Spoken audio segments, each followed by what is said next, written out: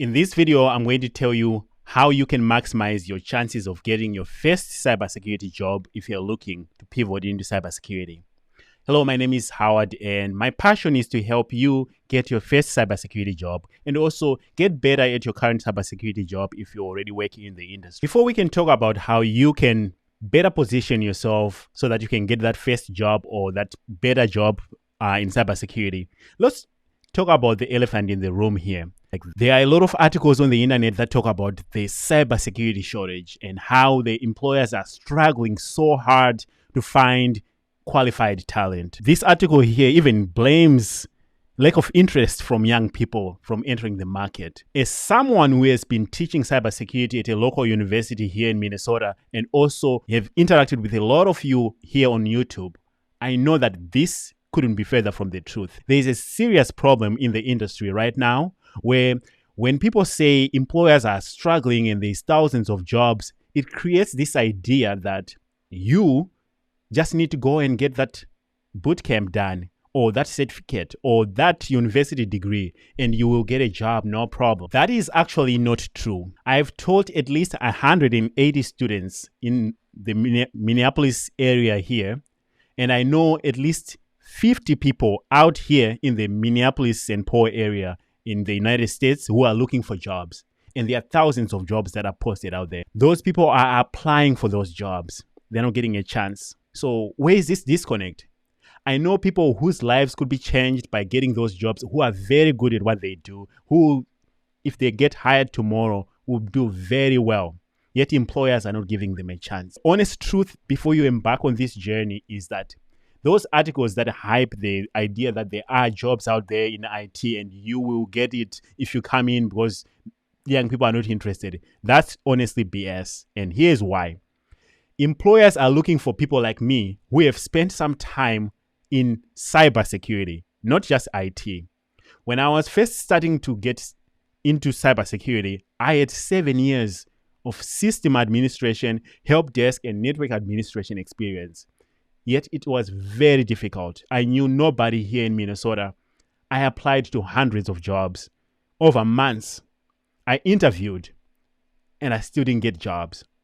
Some of you might think, wow, Howard, maybe you're terrible at interviewing. Maybe you didn't know how to write a resume. And that's true. That's why I'm making this video, so that you can optimize your chances. But I'm also not naive to think that you will get a call from every employer who is desperate for talent. Because the honest truth is, employers are actually looking for qualified people. They're looking for people who have a lot of experience on their resume.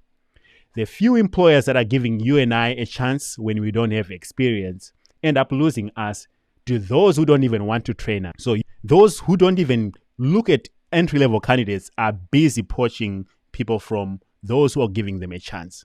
So what can you do now that you know that the pool of employers who are going to take you seriously for your first cybersecurity job is very small compared to those who want to hire you after you have had 1 year of experience? It's still possible to get your first entry-level job.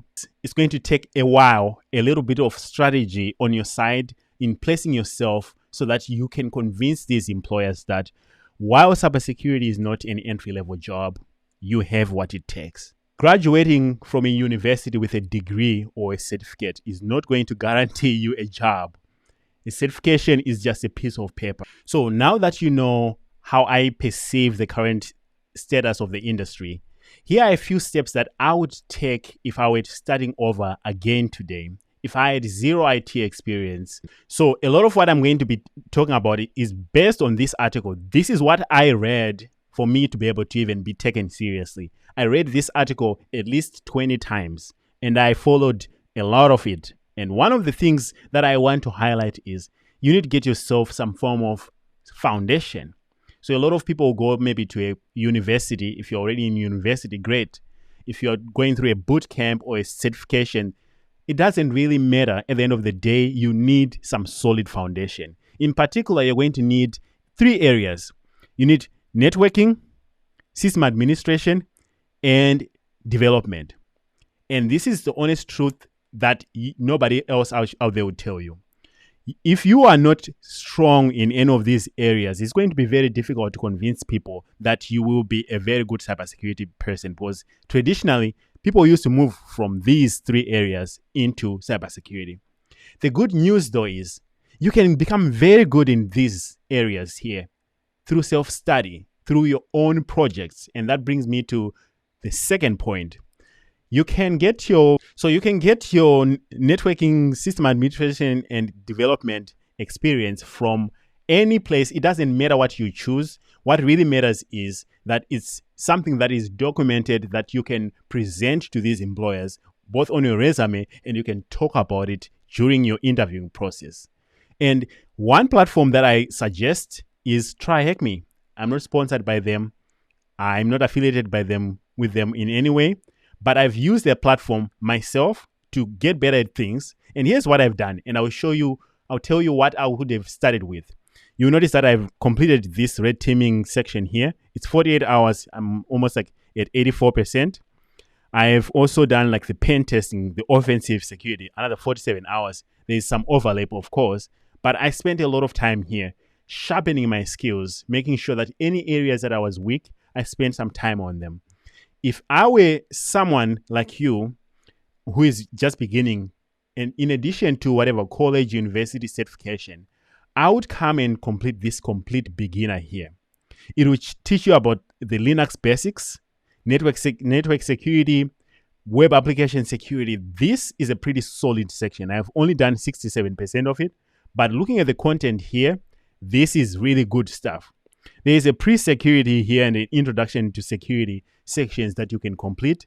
But these rooms are very, very straightforward. If you want to learn Linux, they will teach you step by step, very fun and in a gamified way. So I would complete this if I were in a position where I have a lot of time and I also need to get my first cybersecurity job. And these are learning paths. It might be a paid option here, but I think it's definitely worth it, especially if you end up joining TryHackMe. Another cool thing that you can end up with, not only do you have a record which you can use to convince people, because people in IT are very, very like, hey, show me what you know. And they don't believe anything that people say. They want you to prove that you know things through your actions and your work. So you can send them a link to your TryHackMe profile. They can see where you've spent a lot of your time. If you look at mine here, it shows you how many points I've spent and which sections I've spent most of my time on this platform. I spend a lot of time on the fundamentals, a lot of Linux, very little web exploitation. So if you were interviewing me for a web application pen test job, I'll be very weak. This is actually representative of the skills that I have. I don't do a lot of web app. I try my best, but this is not my strongest suit. I can do a lot of Windows through and also networking and previous, but that's about it. So this is a good resume building experience. Have a profile here, complete as many rooms as possible, document your work. So that's the second part. Complete TryHackMe. Join Hack the Box if you can. It's now easy. There is even a guided mode in Hack the Box nowadays, which is not what it used to be. We used to do this blind reading other people's walkthroughs and stuff like that. Come in here, hack. This is going to help you a few ways. If you're not interested in hacking, there's going to be blue teaming skills as well. But it's also going to highlight the areas that you actually enjoy and things that you hate. There are things that I would rather not do for work. I would do them if I have to, but I tried hardware hacking on TryHackMe. I am terrible at it. So I need more practice there, and I know that. So this is going to be a resume building moment for you. Your rank here, the number of rooms you have completed. So if you look on this screen, I've done 702. Oh, I'm ranked number 702 globally.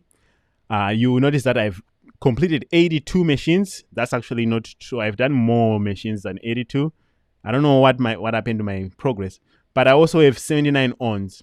So 82 and 79, you can tell one does not just go through 82 virtual machines on Hack the Box and not know at least the step-by-step methodology of going through a pen test. It's just impossible. Even if you are watching other people's videos and following along, this is still going to be valuable, just going through these rooms here. One does not also And the same thing applies to Try Hack Me. If you are like, for example, here it says I'm in the top 1%. I don't think it means anything really. In the grand scheme of things, top 1% of how many people are on Try Hack Me. Okay, great. But the amount of time I've spent here, Try Hack Me will also show you the number of machines you have done and where you have spent your time. Like I was showing you my progress here. This is evidence that you can show people. In fact, you're going to learn even more things from this that you'll bring up during your interview. So these two platforms alone, being free and also giving you a chance, is something that I highly encourage you to spend your time on. And that builds to the point that Daniel Misler mentioned here, building your skills. If you do it right, you're going to have a lot of networking and system administration skills from Try Hack Me, in addition to whatever college, university certifications you are going to be taking.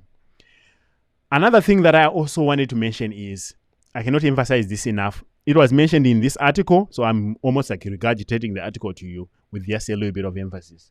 You need to document your work. You see, if you're a beginner and you spend some time learning networking, take some notes, document your work, have some cool projects. That's the real cool. You learn, for example, if Try Hack Me has a room on networking, which we can go and find right now, if you go to learn and search for networking, here is Introduction to Networking, Networking Services, Introduction to the LAN. For example, if you went through this Introduction to the LAN room and they talk about all the different topologies and things like that, you can actually set up some of these things here. I'm not saying go and set up a star topology. For example, if you went through the Introduction to Networking here, which I've already completed, you can actually set up a small little network, a small isolated network. Go on Facebook Marketplace, find someone who is selling a router for $10 or a router and a switch, connect them together. See what can happen. If you don't have the resources to do so, try to find any online platforms that give you free training on networking. But I highly encourage you, if you don't have a lot of money, try to use things like GNS3, Packet Tracer to emulate these networks. Draw your own network diagram. Those are the things that, even if you don't have a lot of experience, even if you are going against people with a lot of experience, an insightful employer is going to look at it and say, if you could set up your own network just to experiment, I wonder what you can do if we pay you 40 hours a week to be on our payroll and do this work. So the most important thing is you need to document not only your progress on Try Hack Me or Hack the Box. You can set up your own GitHub where you write walkthroughs. You might say, hey, there is already walkthroughs out there. Yeah, but you can write your own. You can take some notes like I do here. Let me show you in Obsidian. I take a lot of notes. So if you're not too keen on maybe pushing things to GitHub, at least take some notes. Bring them up during the interview and say, hey, I might not have done what you're asking me right now. If they say, hey, have you spent a lot of time with Linux? You can say, yes, I have done that in my own lab environment, and I have some notes that I've been taking as well. And if you like, I can share them with you. If you complete a lot of things, document your work. That's your resume, at least to begin with. Because you just saying you know things is not going to cut it for a lot of people. They want some form of proof. Having a GitHub account definitely helps. So document your work on cool projects. If you find something that excites you from any of these platforms, whether you're in Try Hack Me, Hack the Box, or from your university, take a chance on that. Spend a little bit of time, build on that. And here's how I did it. I came to YouTube. I started documenting all my progress here. Every week, I hack a machine, I make a video. It used to be hard. It used to be like a big effort to do this. Then after 400 videos that I've uploaded, actually there's 400 videos here, 401 videos. It's super simple. I go through a machine, I document my steps in Obsidian. Then I use those steps to make a YouTube video. This is also another way where I can say, hey, if you are curious what I've been up to, you might come in here and see me mess with Hack the Box, Try Hack Me, or even try to bypass machines, AV here. Sharing that knowledge is going to be very helpful as well. So that's the second part. This article from Daniel Misler also goes in the way and gives you step by steps on how you can do it. So in addition to having an education, whether college, university, or certification, having done try hack me or hack the box or both and documented your processes, the third part is we need to work on that resume. Customize that resume. If you can work on that resume, make sure that it is as close to representing your skills and selling you well. Also, make sure that the resume matches what the employers are looking for. That really helps, because a lot of people, and like I found out, get rejected by robots. Recruiters don't even see your resumes because some robot that has been told to look for SQL, Windows Active Directory, just skipped them. How would you actually match your resume to the job? Well, if you spend a lot of time here in Try Hack Me going through the path that I showed you, they would have covered things like Active Directory. They would have covered things like Linux, which you will see in jobs. You can put on your resume, hey, I spent some Active Directory, Linux, and I also did some maybe Python scripting if you did it in any other way. And that's not lying, because you actually did it on Try Hack Me. There is a record that you did it, and you are putting it on your resume so that you can get a chance to talk to somebody, because that's the other part. So make sure that your resume is good. Then finally, the final thing that I was thinking is, while there are a lot of articles that say, there's hundreds of jobs, keep in mind, the few employers that are willing to give you a chance are also getting hundreds of resumes.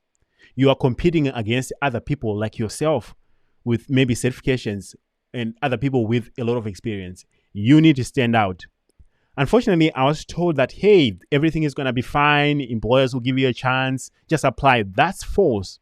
I saw on LinkedIn that someone posted a job and 500 applicants applied for that entry-level job. And they had to filter through a lot of people. So it's a very competitive market. But if you do the right things, if you follow some of the advice from Daniel Misler here, you are definitely going to be one of those candidates that get a chance. If you don't know anybody, don't despair. Keep applying. You definitely have a chance.